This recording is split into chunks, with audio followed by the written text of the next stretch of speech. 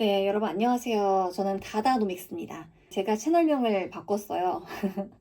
이제는 이 이름 기억해 주시고 많이 불러주시면 감사하겠습니다.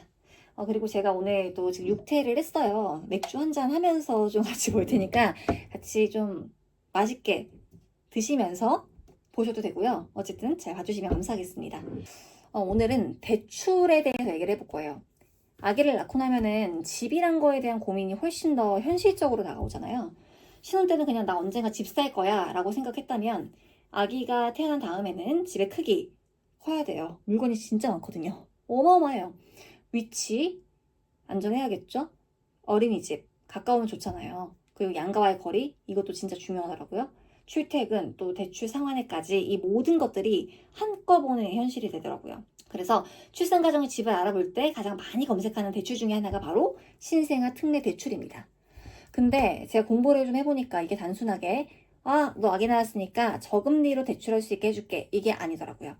출산 시기뿐만 아니라 세대주인지 무주택인지 또 소득은 어떻게 계산이 되는 건지 자산은 얼마까지 되는지 집 가격과 면적이 맞는지 또 대출 한도는 왜 생각보다 덜 나올 수 있는 건지 그리고 특례 금리가 끝난 뒤에는 어떻게 되는지까지 진짜 볼 게 많더라고요.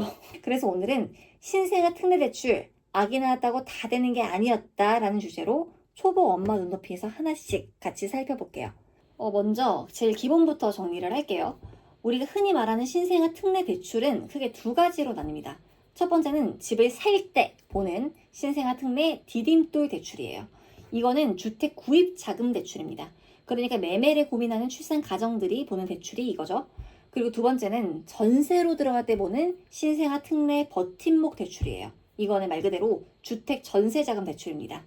근데 오늘 영상에서는 내 집 마련을 고민하는 신혼부부나 출산가정이 가장 궁금해할 신생아 특례 디딤돌 대출, 그러니까 집 살 때, 매매할 때 보는 대출을 중심으로 이야기를 해볼게요. 전세랑 헷갈리면 안 돼요. 잠시만요. 우선 첫 번째 조건은 출산이에요. 당연하겠죠. 근데 여기서 제일 중요한 표현이 있는데 대출 신청일 기준 2년 내에 출산입니다. 그러니까 단순히 우리 집에 아기가 있는데 나도 신청해볼까? 이게 아니라 대출을 신청하는 날을 기준으로 2년 안에 출산 또는 입양까지 가능하대요. 그리고 이 적용 대상은 지금 현재로서는 23년 1월 1일 이후 출생아부터 가능하다고 합니다. 그런데 여기서 헷갈릴 수 있는 포인트가 좀 있어요. 나 임신 중인데? 나도 그럼 되는 건가? 했을 때 임신 중인 태아는 포함되지 않습니다. 즉 출산 예정이라고 해서 미리 내가 신청 대상이 되는 건 또 아니에요. 또 입양아도 아까 제가 포함된다 했잖아요. 입양도 포함이 되긴 하지만 대출 접수일 기준으로 입양아 나이가 만 2세 미만이어야 됩니다. 그리고 또 이것도 좀 의외였는데 혼인신고를 하지 않고 자녀를 출산하거나 입양한 경우에도 대출 취급이 가능하다고 안내가 돼 있어요. 다만 혼인신고를 하지 않은 경우에는 소득이나 자산을 볼 때 신생아의 가족관계 증명서에 등재된 부모 모두의 소득과 자산을 함께 심사한다고 합니다. 그러니까 이 조건 단순히 아기가 있냐 없냐 이게 아니라 대출 신청일이 언젠지, 아기의 출생일이 언젠지, 가족 관계가 어떻게 되어 있는지까지 전부 다 같이 봐야 되는 거예요.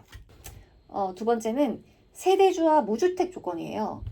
이 신생아 특례 디딤돌 대출은 기본적으로 민법상 성년인 세대주가 신청하는 구조입니다. 그런데 여기서 이 세대주란 말도 의외로 좀 넓게 봐주고 있어요. 세대주의 배우자도 세대주로 간주가 될 수 있고 또 주민등록표상 세대원이긴 하지만 내가 대출 접수일 기준으로 3개월 이내에 결혼해서 세대주가 될 거야. 그런 사람들도 인정을 해줍니다. 그리고 또 무주택 조건이 중요해요. 이게 또 마이 홈포털 기준으로는 세대주를 포함한 세대원 전원이 무주택이어야 돼요. 한 명이라도 되면 안 되는 거죠. 또 혼인신고를 하지 않은 경우라면은 신생아의 가족관계증명서에 등재된 부모까지 포함해서 이 무주택 여부를 확인합니다. 또 여기서 진짜 중요한 포인트. 분양권과 조합원 입주권도 주택 보유로 간주가 됩니다. 나는 아직은 등기된 집이 없으니까 무주택이겠지? 라고 생각하기 전에 분양권이나 입주권이 있는지도 봐야 되는 거예요.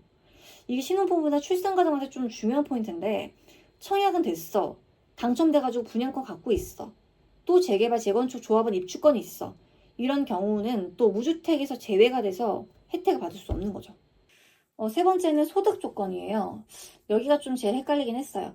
기본적으로 신생아 특례 이 대출은 대출 신청인과 배우자의 합산 총소득이 연간 1억 3천만 원 이하인 경우 해당이 됩니다. 그런데 맞벌이 경우에는 총소득 2억 원까지 가능하게 해준대요. 이것만 보면 괜찮은데? 조건이 한 개 더 있습니다. 부부 각 1인의 소득이 1억 3천만 원 이하여야 됩니다. 예를 들어서 남편이 좀 잘 벌어요. 그래서 1억 5천, 아내가 4천만 원. 그렇게 됐을 때 합산은 1억 9천이라서 2억이 안 넘기거든요. 하지만 한 사람 소득 이미 1억 3천은 넘기 때문에 이 조건에 걸리는 거예요. 또 혼인신고하지 않은 경우에도 마찬가지로 계속해서 가족관계 증명서상 등재된 부모 모두의 소득을 심사를 하고요.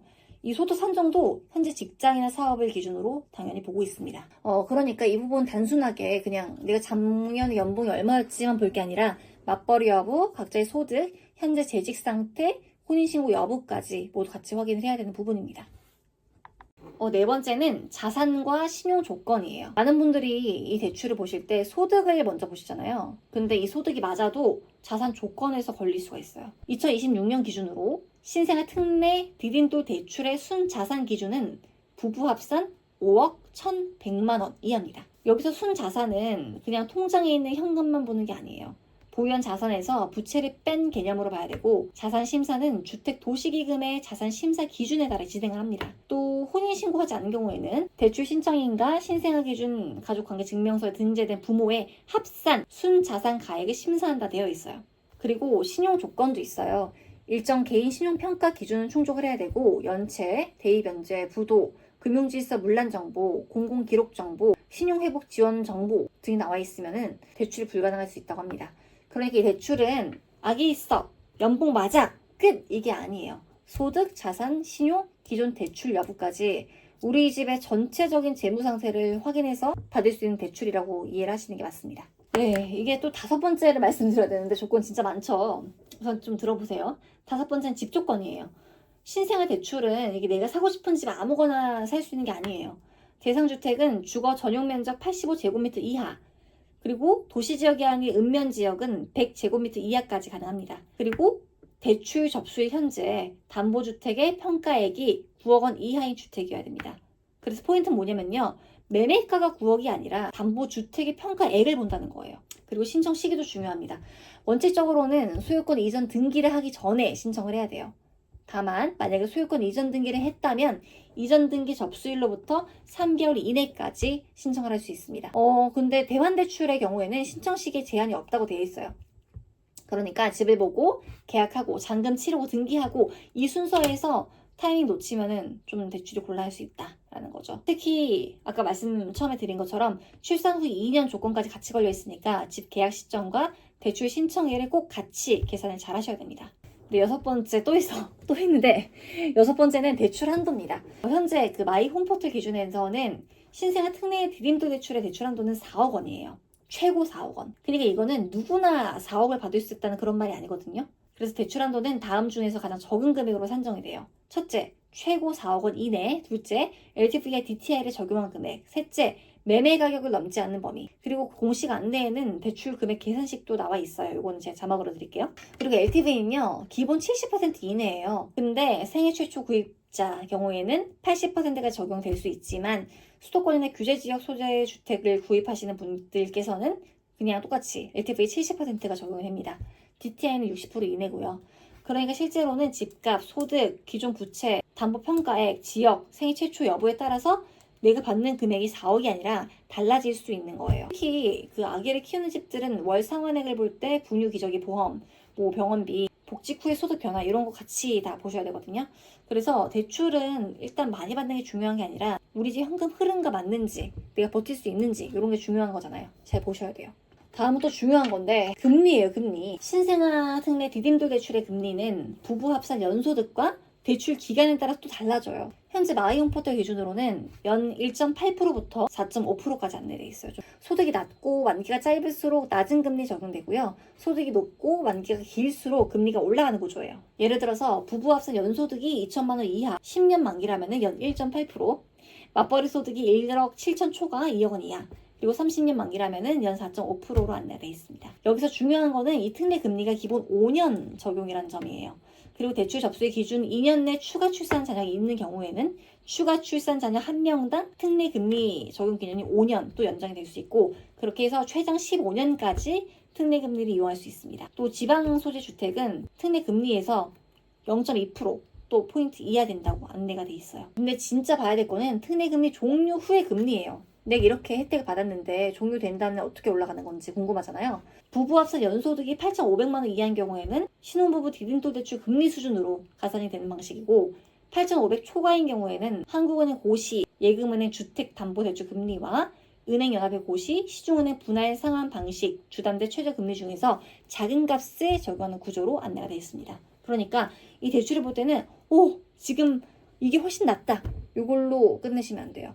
5년 뒤에 금리가 어떻게 바뀔 수 있는지, 그때가 됐을 때 우리 집의 소득과 지출은 괜찮을지 그것도 좀 고려를 하셔야 됩니다. 네, 그리고 마지막으로, 드디어 마지막인데 좀 여러분께서 놓치기 쉬운 조건들이 있어요. 첫 번째는 우대금리입니다.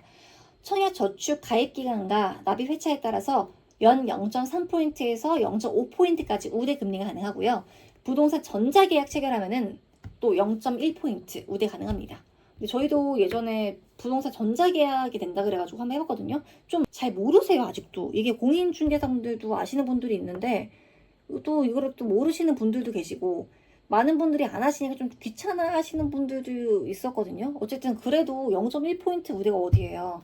그래서 요거는 무조건 하시는 게 좋습니다. 저희도 했어요. 또 대출 접수일 기준에 2년 내에 추가 출산자는 있으면은 아까 5년 연장된다 했죠. 그리고 한 명당 0.2포인트 우대금리도 가능해요. 다만 우대금리 적용해도 최종금리가 1.2% 미만이면은 연 1.2%로 적용이 됩니다. 두 번째는요, 중도 상환 수수료예요. 원래는 3년 이내에 중도 상환 시에 0.6% 한도 내에서 부과되는 구조인데, 이게 2024년 8월 12일부터 2026년 12월 31일까지 중도 상환된 원금에 대해서는 면제가 된대요. 이거 엄청나게 큰 혜택 아닙니까? 그쵸? 세 번째는 실거주 의무입니다. 디딤돌 대출의 차주는 대출받은 날로부터 1개월 이내에 해당 주택에 전입하고 2년 이상 실거주 유지해야 됩니다. 정당한 사유 없이 전입하지 않거나 2년 이상 안 살면 이게 대출금을 상환해야 될 수도 있어요. 이거는 좀 중요한 조건이잖아요. 왜냐면은 출산가정은 양가 도우미나 복직, 어린이집, 직장 이동 등 변수가 많잖아요. 그래서 대출이 되냐만 볼 게 아니라 내가 진짜로 받아서 그 집에 실거주할 수 있는지도 함께 보셔야 돼요. 네, 오늘 저랑 함께 신생아 특례 디딤돌 대출 한번 알아보셨는데요. 좀 정리가 되셨을까요? 저도 다시 한번 읽어보면서 이렇게 조건이 되게 많구나라는 거를 깨닫게 되고 좀 공부를 잘할 수 있는 시간이었는데 좀 도움이 되셨으면 좋겠습니다. 그렇게 해서 혜택을 좀 보실 수 있는 분들이 실제로 많이 계셨으면 좋겠고요. 일단 오늘 영상이 도움이 되셨다면 구독과 좋아요 좀 부탁드리겠습니다. 그리고 신생아 특례 대출에서 제일 헷갈린 조건 있다면 댓글로 남겨주세요. 그 다음에는 전세를 고민하는 분들을 위해서 신생아 특례 버팀목 대출도 따로 한번 정리해볼게요. 그러면은 오늘 여기까지, 저는 다다노닉스였습니다. 감사합니다.